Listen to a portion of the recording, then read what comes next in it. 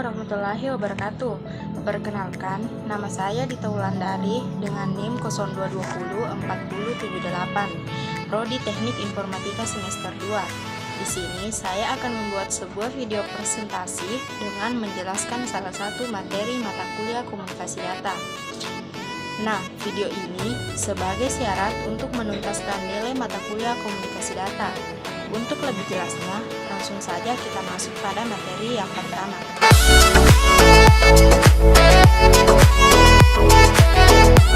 Nah, materi yang pertama yaitu pengertian komunikasi data. Secara sederhana, istilah komunikasi data atau data communication dapat diartikan sebagai perpindahan data dari satu tempat ke tempat lain melalui media tertentu.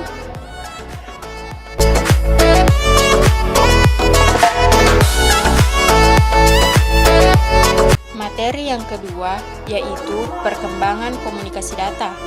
Yang pertama, human to human. Artinya, komunikasi yang dilakukan secara langsung dengan manusia untuk membagi suatu informasi satu sama lain. Kemudian, yang kedua, human to animal. Artinya, komunikasi yang dilakukan melalui perantara hewan untuk mengirimkan suatu informasi.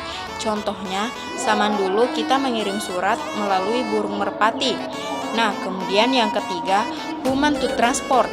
Artinya, komunikasi yang dilakukan dengan menggunakan alat transportasi seperti pesawat terbang, kereta api, sesuai jarak tujuan melalui jasa kantor pos. Kemudian, yang keempat, teknologi tingkat tinggi. Artinya, komunikasi yang dilakukan saat ini sudah sangat canggih, karena kita sudah tidak perlu lagi menggunakan ketiga metode sebelumnya. Karena di perkembangan sekarang, kita sudah bisa mengirim informasi dengan cepat dan akurat dengan menggunakan WA, BBM, Telegram, dan lain-lain.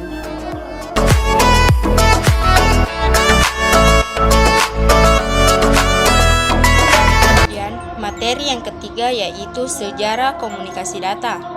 Menurut sejarah organisasi komputing, komunikasi data memiliki akar awal pada tahun 1837, menunjukkan sistem telegraf Samuel Morse.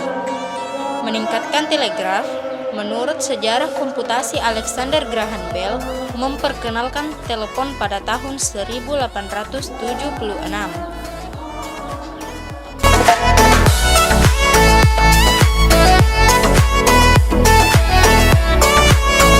Nah, sekarang kita sudah masuk pada materi yang keempat.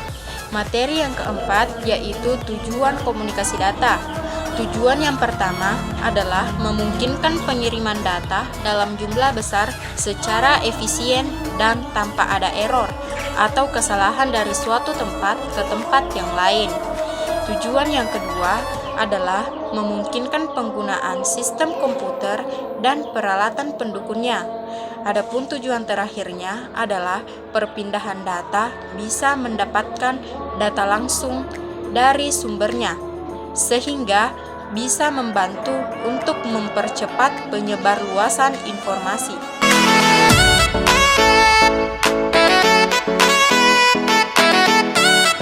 Materi yang kelima yaitu keuntungan komunikasi data.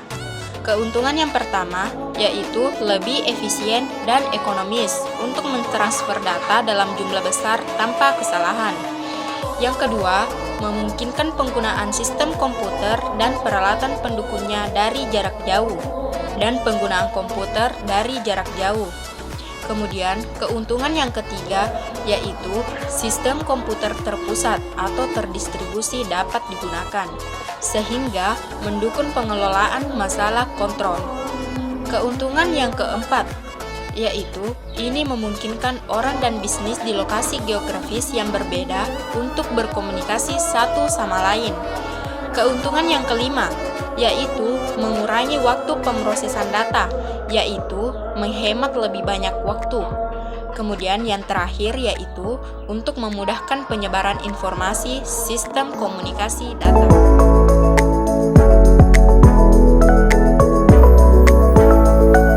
Materi yang keenam yaitu komponen komunikasi data. Komponen yang pertama yaitu pengirim, yang artinya berupa perangkat yang mengirim data berupa komputer maupun alat lainnya. Komponen yang kedua yaitu penerima, artinya perangkat yang menerima data yang juga berupa komputer atau alat lainnya. Komponen yang ketiga yaitu pesan atau data, artinya informasi yang akan dipindahkan bisa berupa apa saja seperti teks, angka, gambar, atau kombinasi dari semuanya.